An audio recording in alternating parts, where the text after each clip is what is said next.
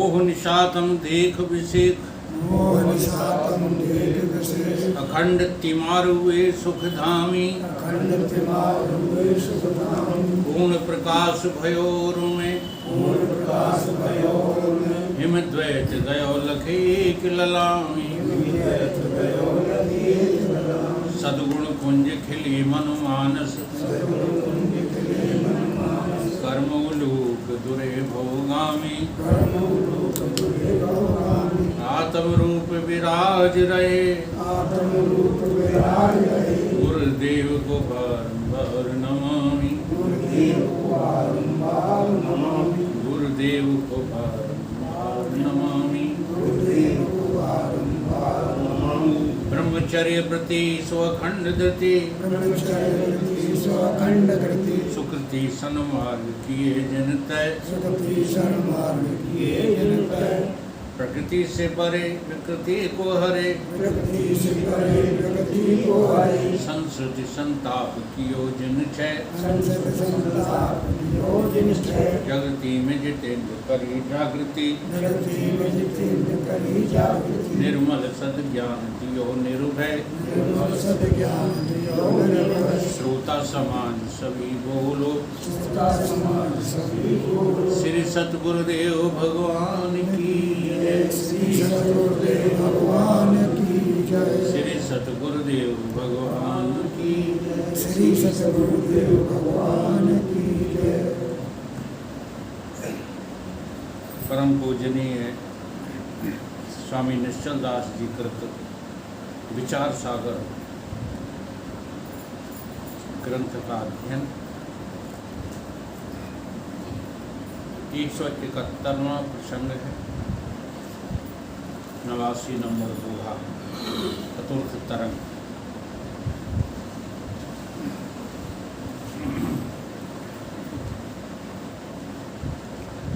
अभी तक हमने जो है घटाकाश के और जलाकाश के उदाहरणों के द्वारा जीव को समझा, साक्षी को समझा। साक्षी की तुलना घटाकाश से की गई और जीव की तुलना जलाकाश से की गई। अब मेघाकाश की तुलना ईश्वर से की जाए। क्या है मेघाकाश? मेघाकाश किसको कहोगे? मेघों में आया हुआ आकाश का प्रतिबिंब और आकाश। वहाँ पर भी 3 थे। घट में भरा हुआ जल और कूटस्थ का घट में आया हुआ जो है जल में प्रतिबिंब, आकाश का आया हुआ प्रतिबिंब और स्वयं आकाश। ऐसे यहाँ पर भी 3 है। मेघ है और मेघ में आकाश का आया हुआ प्रतिबिंब है और स्वयं आकाश। इसकी तुलना ईश्वर से की गई। जैसे जलाकाश की तुलना जीव से। जलाकाश के दृष्टांत को यदि समझ जाओ तो आपको जीवत्व जो है ढूंढने में आसानी होगी। ऐसे ही हो, यदि मेघाकाश के उदाहरण को ठीक से समझ लो तो ईश्वर को समझने में आसानी है।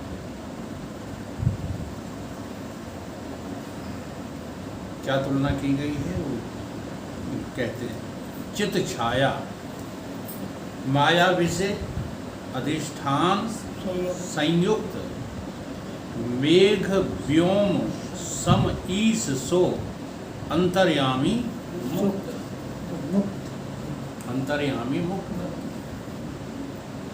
बहुत सरल जो है अर्थ है। चिदाभास, चिद छाया माने चिदाभास, चेतन की छाया। चेतन की छाया का नाम क्या है? चिदाभास। शास्त्रों में कई नाम दिए। सुरति नाम इसी का है, प्रज्ञा नाम इसी का है, और भी तमाम नाम दिए हैं।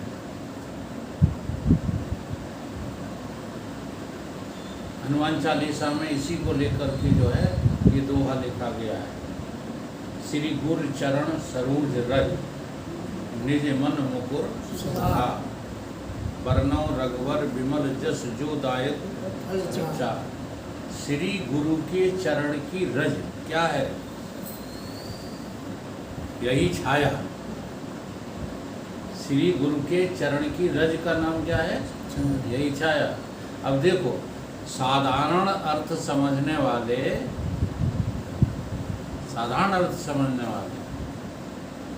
क्या समझे चरण रज क्या है? अब लोगों ने उसी को समझ लिया, जाते हैं मंदिर में, चरणों की धूल लेते हैं, लगा लेते हैं और समझते हैं कि हम तर जाएंगे, क्योंकि शास्त्र में लिखा है श्री गुरु चरण सरोज रज। आगे के अर्थ को समझने की कोशिश नहीं की। वो रज क्या करती है कि निज मन मुकुर सुधार। वो रज क्या करती है? मुकुर माने, अरे यार, निज मन मुकुर, मन दर्पण है। मुकुर क्या है? पलटो पीछे को, जैसे चल रहा है जब वैसे चलो, उल्टे चल रहा है जब सीधे। निज मन मुकुर सुधार। मन को मुकुर क्या सुधारते हैं? मन के मुकुर को। मुकुर क्या है? मन की जो गंदगी है, हाँ, मन में जो छाया पड़ रही है, गंदगी नहीं है, छाया। मुकुर माने हाँ, उस छाया को ठीक करती है। क्या करते हैं? श्री गुरु चरण। अब श्री गुरु चरण क्या है? अब तुम साधारण अर्थ लगाओगे तो धूल से दर्पण साफ करोगे तो साफ हो जाएगा और गंदा हो जाएगा। तो ये जो चिद छाया है ना, इसी को ये पता चलेगा कि मैं कौन। असल में वेदांत का जो विषय है, बहुत से जो है विद्वान लोग मना करते हैं हमसे, इस विषय को जो है सबके सामने मत रखा करो, मत पढ़ाओ इनको वेदांत, अभी तो इनको ABCD पढ़ाओ। लेकिन हम जो है ये सोचते हैं कि हमारे गुरु ने हमको क्यों पढ़ा दिया था, वह युग पुरुष जी क्यों पढ़ा रहे हैं। तो हम इन महान पुरुषों की बात को जो है अनुकरण करें कि दुनिया वालों की बात का अनुकरण करें। भाई किसी ना किसी दिन तुम्हारे दिमाग में आ ही जाएंगी बातें। हाँ, आज नहीं समझ, आज क्यों नहीं समझ में आ रही वो बात भी हम आपको बता देते हैं, क्योंकि आपके अंदर वैराग्य की कमी है। बहुत पक्की बात है, ये वृद्ध बैठे, इनको भी वैराग नहीं है अभी। वैराग का सीधा अर्थ होता है दुनिया को क्या देखना, राग से रहित। अरे क्या राग भाग छोड़ो यार, दुनिया को अस्तित्व रहित देखना। तुम खूब राग नहीं करो, किसी दिन राग हो जाएगा। हमने देखा है, अपने को ही आजमा कर देखा, औरों की क्या करें। हम यहाँ घर पर रहते हैं, अभी झगड़ा हो जाए किसी से, किसका पक्ष लेंगे? लेना पड़ता है कि नहीं लेना? फिर इससे तुम्हारे को वैराग नहीं होगा। वैराग का अर्थ है, सीधी सी परिभाषा है वैराग की, तृण सम सिद्ध तीन गुण त्यागी। तुम इस दुनिया के अस्तित्व को अपनी बुद्धि में खत्म कर दो। पहले विश्वास करो, फिर उसे जो है जान जान करके, समझ समझ करके देख लो है कहाँ। लेकिन हम समझने नहीं चाहते, हम उस विषय में चिंतन ही नहीं करना चाहते। जो कल प्यारा था को प्यारा हो गया, अगर होता तो प्यारा बना रहता। ये अनुभव नहीं सामने आ रहे। कहाँ आ रहे हैं? आ जाए तो वैराग हो जाए। ये झूठी मूठी बातों में कुछ नहीं रखा है जल्दी से। अगर अनुभव में बात आ जाए तो वैराग उसी क्षण वैराग हो जाएगा। अनुभव में नहीं चढ़ रही बातों की बात तो करते रहते हैं। तो ये वेदांत जो विषय है ये किनका है? वैरागियों का है। अब ये बात कहकर भी लोगों को ऐसा लगने लगे कि नहीं ये गृहस्थों का विषय है, तो ये भी बात बता दूं बड़ी ईमानदारी से, वैरागी गृहस्थ भी होते हैं, वैरागी वानप्रस्थ भी होते हैं, वैरागी सन्यासी भी, और रागत द्वेष वाले सन्यासी भी होते हैं। देखे गए हैं तमाम, लड़ते झगड़ते नहीं देखे गए। सन्यासियों में तो जो है हमने देखा है बंदूकें खींची जाती हैं। रागत द्वेष वाले गृहस्थ भी होते हैं, वानप्रस्थ भी होते हैं। तो ईमानदार बनो, ईमानदारी से विचार करना शुरू करो कि तुम कौन हो। क्या तुम ये 3.5 हाथ का शरीर हो? तो वेदांत किसके लिए है?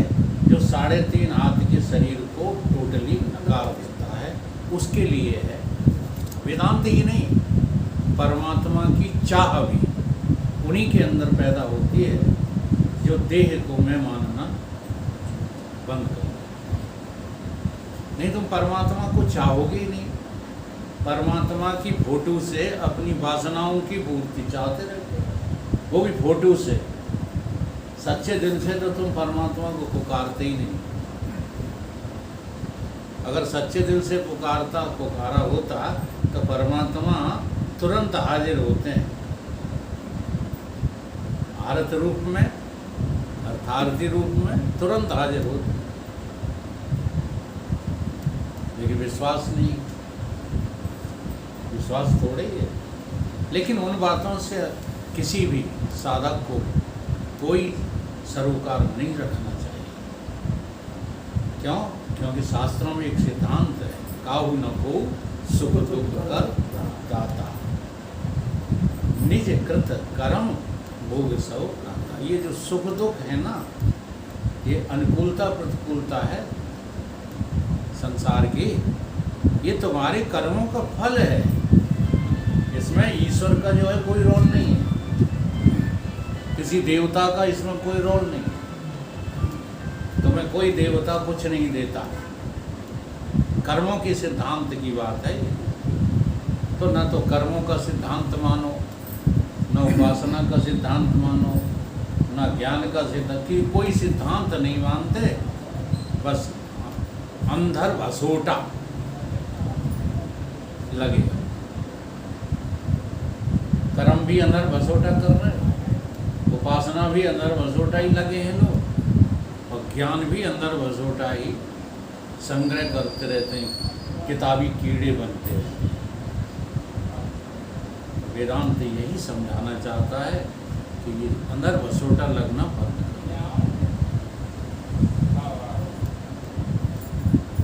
तो चित्त छाया समझ में आई? अगर और स्पष्ट करना है तो जैसे शरीर की छाया तुम्हें दिखाई देती है, कोई खम्मा गाड़ दो तो उसकी छाया दिखाई देती है, बस ऐसे ही तुझ चेतन की छाया का नाम क्या है? चिद छाया। अब ये चिद छाया माया विषय आभास कहाँ पड़ता है? माया में, है ना? माया में। और उस माया का वही चेतन क्या है? अधिष्ठान भी है। अधिष्ठान माने आश्रयदाता। इस माया को आश्रय कौन दिए है? चेतन। जिसकी छाया है, जिसकी छाया है वो किससे संयुक्त हो गया? किसमें चला गया? माया में। माया में गया, अविद्या में नहीं। ये बात ध्यान रखना। चेतन की छाया कहाँ पहुंची? माया में। और इस माया का जो अधिष्ठान स्वयं चेतन है, वो अब कितने हो गए? माया में चेतन की छाया और अधिष्ठान ये 3 हो गए। इनको मिलकर के इन समूह का नाम क्या है? ईश्वर। इनका नाम ईश्वर। अब जरा देख लो, तुम ही हो कि नहीं ईश्वर? क्यों? जीव की परिभाषा क्या थी? जीव की यही परिभाषा थी, केवल नाम वहाँ जो है बदल गए थे। यहाँ पर जो है क्या कहा गया है? यहाँ चेतन शब्द इस्तेमाल किया गया, चिद छाया, ठीक है। वहाँ कूटस्थ की छाया। तो कूटस्थ भी क्या है? आत्मा का नाम कूटस्थ है। और चेतन नाम किसका है? ब्रह्म का। इसलिए आत्मा और ब्रह्म दो थोड़े ही हैं। आत्मा सोई तो समझने की देर है। अगर समझने की कोशिश करो तुरंत बात समझ में आए। हम कोशिश ही नहीं करते, हम बुद्धि इधर लगाते रहते हैं और काम संसार का जो है धरे रहते हैं। और ये बहुत पक्की बात है, जब तक हमको रहा ऐसा, हमारी भी खाक समझ में नहीं आया। प्रवचन हम जाने कब से कर रहे हैं, लोगों को जो है भीड़ को रिझा लेते थे, जान तो खुद भी कुछ नहीं, ऐसे ही कर रहे हैं लोग। तो वो अनुभव मुझे है, इसलिए मैं कह देता हूँ, लोगों को बुरी लग जाती है। खूब सतपाल जी महाराज के जो है कॉपियों से, किताबों से पढ़ करके बड़े माल हैं उनके पास। अनिरुद्ध दास जी के भजन तो इतने बढ़िया हैं, जहाँ गाए दे ना वहाँ मंत्रमुग्ध रह जाते लोग। बाद में हमने उन्हीं का भजन तो गाया था, अनिरुद्ध दास के भजन ऐसे। हाँ, जो वहाँ गाया था, कुमित गई दिल से, नहीं सुमित गई दिल से कुमित बढ़ी, ये उन्हीं का लिखा हुआ भजन। तो कहने का मतलब ये है कि प्रवचन कर लेना, योग्यता झाड़ लेना, किताबें याद कर लेना, इससे तुम समझदार नहीं हो गए। तुम ईमानदारी से स्वीकार करो कि तुम बहुत बड़े नासमझ हो, बहुत बड़े नासमझ, जो संसार को सत्य देख रहे हो। है कमाल की बात कि नहीं? अब आप लोग कहते हो फलाना बाबा बड़ा चमत्कारी है, वो हनुमान जी को प्रसन्न कर लिया उसने, अमुक बाबा बहुत ऊंचा है, ये फालतू की बातें करते हो। ये आश्चर्य नहीं दिखाई दे रहा तुमको? संसार 3 कालों में है नहीं, ये शास्त्रों में लिखा है कि नहीं? बोलो मुरारी। रजत सीप में भास जिम, गोस्वामी जी ने भी लिखा है। रजत सीप में भास जिम यथा भानु गर्भा यद्यपि मृखा तिहु काल। संसार कैसा है? झूठा। हाँ, 3 कालों में है नहीं, मृखा है ही नहीं। हाँ, लेकिन किसी को ऐसा लगता है कि संसार है नहीं। तो ये इससे बड़ा आश्चर्य कोई है? अब इस चमत्कार को तुम चमत्कार नहीं स्वीकार कर रहे। चमत्कारों के पीछे जो है बने जो है उल्लू घूमते रहते। लगता है ये चमत्कार तुम्हें? नहीं लगता। इसलिए गीता में भगवान ने ये भी कह दिया, आश्चर्यवत पश्यति। कोई हमको आश्चर्यवत सुनता है, देखता है, और कोई सुनकर देख कर के भी टाल जाता है। तो चिद छाया, अब यहाँ चेतन की छाया और वहाँ कूटस्थ की छाया, बात तो एक ही। आत्मा की छाया कहो चाहे परमात्मा की छाया, एक ही बात है। तो वहाँ प्रवेश काय में की थी? अविद्या। पृथ्वी में कहाँ पड़ा था? अविद्या। और यहाँ पृथ्वी में कहाँ पड़ा है? माया। एक ही बात है। जहाँ माया है वहाँ स्वतंत्रता है, स्वच्छंदता है, ठीक, कोई बंधन नहीं। और जहाँ अविद्या है वहाँ बंधन है। चिद छाया एक ही है, चिद छाया कोई बदली नहीं है। जैसे कि बहुत बढ़िया उदाहरण दिया जाता है, आईने के 100 टुकड़े, आईने के 100 टुकड़े करके हमने देखे। देख लो, आईना सामने पहले रखना, फिर उसको फोड़ डालना, फिर उसके हजारों टुकड़े निकल जाएंगे। आईने के 100 टुकड़े करके हमने देखे हैं, एक में भी जब टुकड़े नहीं किए थे, एक में भी तन्हा थे और 100 में भी हम अकेले ही हैं। है दृष्टांत टॉप का कि नहीं? ऐसे ही एक माया के भीतर वो ईश्वर एक है, वही एक, कोई दूसरा नहीं। ये अनेक शीशों के टुकड़ों में दिख रहा है, कोई है और है थोड़ी सिवाय परमात्मा। वही बात समझ में आ जाए तो उससे ज़्यादा मस्त कोई हो सकता है? दौलत वाले लगते हैं उसे, पद वाले लगते हैं उसे, फिर उसे कोई कलेश सताएगा? बता। लेकिन हम पुस्तकों को चाटना चाहते हैं, समझना कुछ नहीं चाहते। चिद छाया माया विषय, अधिष्ठान संयुक्त, और वही चेतन इसी माया का क्या है? अधिष्ठान है। वहाँ भी अधिष्ठान कौन था? कूटस्थ अविद्या का और प्रतिबिंब का क्या था? अधिष्ठान था।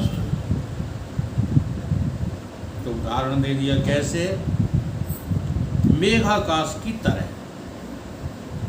मेघाकाश की तरह मेघ हैं और मेघों में आया हुआ आकाश का प्रतिबिंब है और आकाश है। ऐसी माया है, माया में चेतन का आया हुआ प्रतिबिंब है और स्वयं चेतन है। किसी को क्या कह दिया? ईश्वर कह दिया। सो ईश्वर कैसा है? अंतर्यामी। जीव कैसा था? सीमित, यानी अंतर ही अंतर था, जीव बाहर नहीं था। समझ रहे हो बात? नहीं समझ रहे? जीव अंतर ही अंतर था। कूटस्थ का जहाँ प्रतिबिंब पड़ रहा था वहीं तुम्हें अनुभव हो रही थी चेतनता, वहीं अनुभव हो रही थी, बाहर हो ही नहीं रही। स्टूल रखा है, उसमें अनुभव हो रहा है? जब ईश्वरत्व आ जाता है तो ये अनुभव होने लगता है कि मैं ही तो सर्वत्र हूँ, ये अनुभव होने लगता है। फिर ऐसा ज्ञानी पुरुष ये किवाड़ भी धीरे से लगाएगा। अभी हम कैसे लगाते हैं? धड़म हम सीना कर दो, क्योंकि हमें लगता ही नहीं है कि उनमें भी चेतन है। लगता है नहीं खुल रहे होंगे तो लात दोगे खींच के किवाड़ों में, है? तो ईश्वर को कोई लात मारता है? बोलो। बड़े कमाल के भगत हैं, मंदिर में जाके भगत तो हो जाते हैं और घर में जाके जो है वो हो जाता, लड़त हो जाता, लड़ैया हो जाता। मंदिर में भगत और घर में लड़त, ये कोई भगत है? भगत को तो सर्वत्र ईश्वर दिखाई देता है। इसलिए जब हिरण्यकश्यप ने कहा क्या इस खम्मे में भी तेरा भगवान है? उसने कहा खम्मा तो छोड़ो पिताजी, तेरे में, मेरे में, इनमें, उनमें, सर्वत्र। मुझ में राम, तुझ में राम, सब में राम समाया। अब किससे जो है हम नफरत करें और किससे हम करें मोह? बता दो। नहीं हुआ अनुभव प्रहलाद जैसा? ये प्रहलाद जैसे ही अनुभव तो है। अनुभव करो, केवल बकवास मत करो। हम लोग केवल वाणी से बक बक करते रहते हैं। ईश्वर सब जगह है, ईश्वर सब जगह। फिर भैया भैया लड़ते क्यों? ईश्वर सब जगह। ईश्वर तो सर्वत्र देखा था। किसने? राम ने, लक्ष्मण ने, भरत ने, शत्रुघ्न ने, चारों भाइयों का जो है देख लो, आचरण देख लो।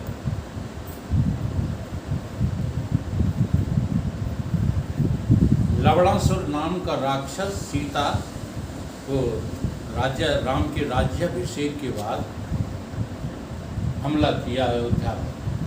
हमला नहीं किया, कुछ ऋषि आए तो उसको जो है ख़त्म करने की बात की। तो राम ने कहा कि हम अपने तीनों भाइयों में से किसी को जो है भेज देंगे।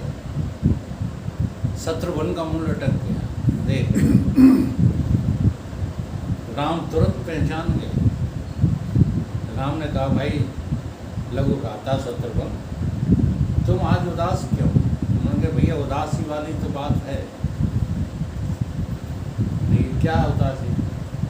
कि आपने सबको मौका दिया सेवा करने का, और ऋषि ने पहले ही कह दिया था अयोध्या में वही वीर जाए लवणासुर से लड़ने के लिए जिसे प्राणों की चिंता ना हो, प्राण जाने की चिंता ना हो। ये सुना नहीं था शत्रुघ्न ने?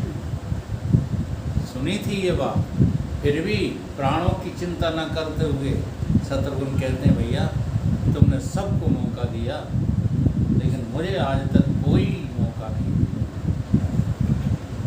तो राम जी बोले कि हमने इसलिए मौका नहीं दिया कि तुम सबसे लड़ते हो, सबसे छोटे हो, और यहाँ तो प्राणों की आहुति वाली बात।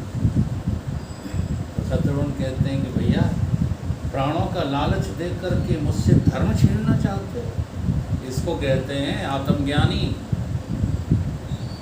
प्राणों का लालच दे करके मुझसे धर्म का अधिकार छीनना चाहते हैं आप? तो मान गए राम। अब तो जो है लवणासुर से लड़ने कौन जाएगा? तो आत्मज्ञानी के लिए शऊर अलग से नहीं होता, वो सर्वत्र आत्मा देखता है ना, इसलिए सबको अपना देखता। उसे दुश्मन भी अपना दिखाई देता है, कोई गैर थोड़ी है। लेकिन बर्ताव तो दुश्मनी का ही करेगा, बर्ताव थोड़ी दोस्ती का करेगा। तो जैसा माया में प्रतिबिंब चेतन का, तैसे ही अविद्या में प्रतिबिंब चेतन का ये ईश्वर कहलाता है। अंतर्यामी है, सर्व के अंतर प्रेरणा करे, इसलिए वो अंतर्यामी है। वो अंतर्यामी क्यों है? वो इसलिए, देखो तुम्हारे भीतर जो प्रतिबिंब है जीवत्व का, वो केवल तुम्ही को प्रेरित करेगा। तुम्हारे मन में क्या चल रहा है ना, हाँ, तो तुम ही तो करोगे। तुम्हारे मन में जो इच्छाएं हैं उनकी पूर्ति तुम ही तो करोगे, ठीक है। लेकिन ये कैसा है? माया में जो प्रतिबिंब है चेतन का, उसके लक्षण क्या है? अंतर्यामी। कैसे? कि वो सारे जगत को प्रेरित करता है, एक आदमी को प्रेरित नहीं करता है। वही चीज़ जो तुम्हारे भीतर है वही उनके भीतर, वो सबके भीतर रह कर के ही प्रेरित करता है, बाहर से कहीं से। अंतर्यामी है और सदा मुक्त है। ईश्वर को कभी ये अनुभव नहीं होता कि हम इनके भैया हैं, हम इनके पुत्र हैं। ये ईश्वर को कभी भी नहीं लगता। इसलिए वो देखो नाटक करते हैं, वो सुख दुख का जब प्रदर्शन करते हैं तो अभिनय करते हैं, न कि रोते हैं। राम जी की तरह कोई रो पाया? वो भी पत्नी के लिए। जीव जो है उनकी पत्नी यदि हो जाए या कहीं चली जाए तो वो अकेले में रो लेंगे भाई साहब, कि दुनिया को दिखाए के रोएंगे। अगर दुनिया को दिखा के रोएंगे तो फिर लोग क्या कहेंगे? ये बड़ा मेहरा है। ये कौन है कहेंगे नहीं, या कहेंगे पागल हो गया।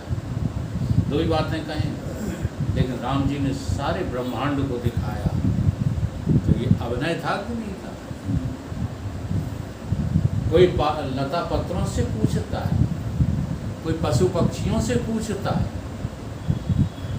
किसी जानकार मनुष्य से पूछता, ज्योतिषाचार्य से पूछता। नहीं देखिए भैया पत्रा में हमारी पत्नी जो है हरण होके गई, किस दिशा में गई है? लेकिन राम जी किससे पूछ रहे? हे खग मृग हे मधुकर तुम देखी सीता मृग। तो देखो सीता लग रहा है कि नहीं कि नाटक कर रहे हैं? नाटक कर रहे हैं कि नहीं? ईश्वर कहते ही उसी को हैं जिसके लिए जिंदगी एक नाटक है और बाकी कुछ लेना देना नहीं। पिता का अभिनय करो, पुत्र का अभिनय करो, पति का अभिनय करो।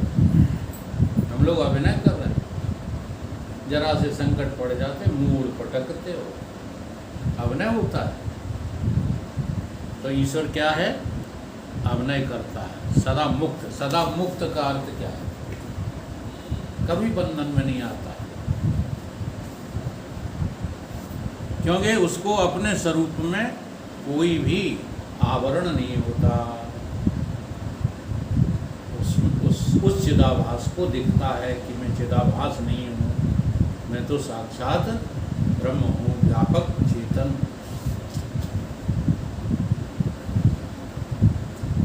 इसलिए जन्म मरण आदि बंध की प्रतीति नहीं होती। इसलिए ईश्वर नित्य मुक्त है। ईश्वर को लगता ही नहीं कि हमारा मृत्यु हो गई। तो नित्य मुक्त है। नित्य मुक्त। अब कृष्ण देखो, कृष्ण के शरीर का जब अंत होने को आया तब जाकर के जंगल में लेट गए और अपने जो है उस कदम को जो पैर में चमकता था, टांग पे टांग धर ली और दिखा रहे हैं किसको? बहेलिया को। हाँ, जिससे वो समझे कि कोई हिरण है और मार दे, है ना। तुम ऐसा करोगे तो आत्महत्या कहलाएगी। जरा देखो, तुम्हारे भगवानों ने ऐसा किया तो तुमने उसे आत्महत्या नहीं की, तुमने उसे नाम क्या दे दिया? जल समाधि ले गए। तुम इतने अंधविश्वासी हो कि तुम्हारा कोई साधु भी यदि जो है डूब के मर जाए, ये चुकरिया वाले बाबा मर गए वहाँ डूब के, और उनके जो चेला क्या कहे, वे तो वहाँ कह रहे हमें बचाए ले मरे जा रहे हैं। वो चेला क्या कह रहे, बाबा जल समाधि ले रहा है, बाबा जल समाधि ले रहा है। बोलो चुकरिया वाले महाराज की हद हो गई है। उसे प्राणों की पड़ी और तुम्हें समाधि लग रही। ठीक है, अपने यहाँ आए तो वही बात। हाँ, यही बात अपना आवरण नहीं चाहिए, स्वरूप में आवरण नहीं, है। स्वरूप में आवरण नहीं चाहिए। आवरण का मतलब पर्दा नहीं है कोई। तुम्हारे स्वरूप पे पर्दा पड़ा है, अज्ञान का पर्दा पड़ा है ना, इसलिए तो तुम अपने को व्यापक नहीं देख पा रहे हो। तुम अपने को 3.5 हाथ शरीर देखते हो और ईश्वर अपने को 3.5 हाथ का नहीं देखता, वो तो अपने को व्यापक समझता है, सर्वज्ञ है, सर्व पदार्थन को जानने वाला है। इसमें ये कारण है कि माया में जो शुद्ध सतोगुण है, इसका कारण क्या है कि माया शुद्ध सतोगुण। क्या गड़बड़? 2 बनाना, 30 मिनट का हो गया हो तो बंद कर दो।